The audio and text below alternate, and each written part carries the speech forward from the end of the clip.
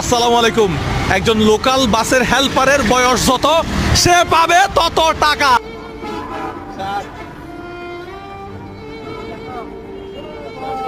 8 8 9 10 11 12 13 14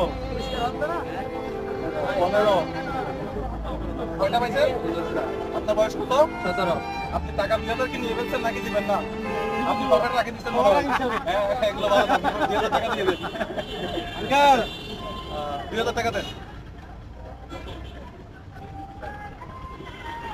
আপনার বয়স কত ছিল? 17। তাহলে আপনি পাইছেন কত টাকা?